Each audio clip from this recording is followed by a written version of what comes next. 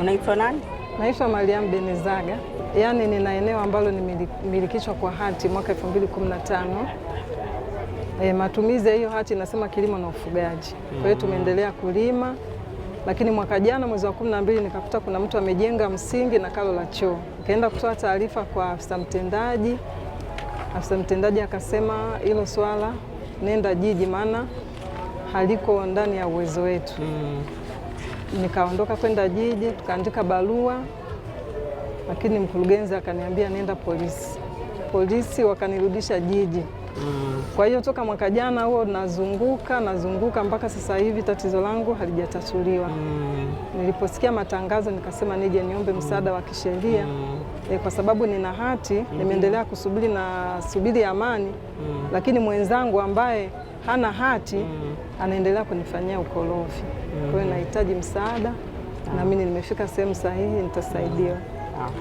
Nadhani kwa mazingira haya ya jambo lako, kwa mujibu wa taratibu za kisheria, hapo kinachofuata ni kuweka zuio ili muendelee, kwa sababu sasa hivi serikali inaweka msisitizo mkubwa sana na nguvu kubwa kwenye masuala ya usuluhishi.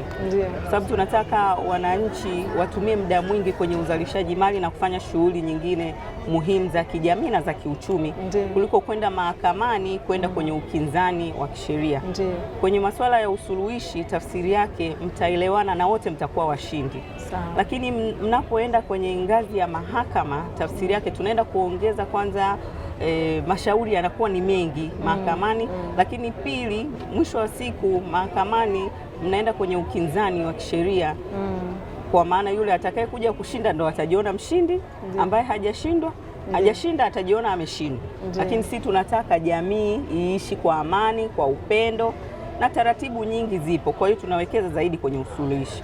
Kwa hiyo japokuwa pia tutaweka ili zuio, lakini nadhani inabidi tuweke nguvu kubwa kuhakikisha kwamba watakaporudi kwenye baraza lile la ardhi la kata, usuluhishi ufanyike ili waweze kuresolve jambo hili liishe kati yao, wao wenyewe waelewane. Hamna kitu ambacho kinashindikana chini ya jua. Kikubaliana ina maana mnapunguza muda wa kwenda kutumia gharama kwenda mahakamani. Kwa hiyo nadhani maafisa wetu watasimamia hilo ili uweze kupata hiyo huduma nzuri ya usuluhishi, na mimi naamini kabisa kwenye usuluhishi jambo hili litaisha. Mtakubaliana tu vizuri, kama hati ipo, ushahidi upo, na yeye ataeleza sababu zake kwa nini anaona ana haki kwenye eneo hilo ambayo wewe tayari una hati, labda ana hati na yeye. Kwa hiyo nadhani tutaenda nalo kwa utaratibu huu, utapata usaidizi. Na kwa sasa hivi Wizara ya Katiba na Sheria imeanza program maalum ya kujengea uwezo mabaraza yetu haya ya kata katika masuala ya usuluhishi, ili kuhakikisha kwamba wanakuwa wana uwezo mzuri wa kusikiliza wananchi wanapokuja na migogoro yao kama hii, waweze kujua ni namna gani na njia nzuri ya kusuluhisha ili migogoro iweze kuisha katika ngazi hii ya usuluhishi. Kwa hiyo tutakusaidia, na ndo dhamira ya Mheshimiwa Rais Dr. Samia Suluhu Hassan. Ndio maana anawekeza fedha nyingi kuhakikisha program hii ya Mama Samia Legal Aid Campaign inawafikia, hii ikiwa ni awamu ya pili. Mara ya kwanza mikoa yote 26 ya Tanzania bara tulizunguka kutoa huduma hii, lakini mikoa 5 ya Zanzibar tulizunguka kutoa huduma hii. Kipindi hichi tupo Dodoma awamu ya pili kwa siku 15 kuanzia tarehe 1 mwezi wa 5 mpaka tarehe 15 mwezi wa 5.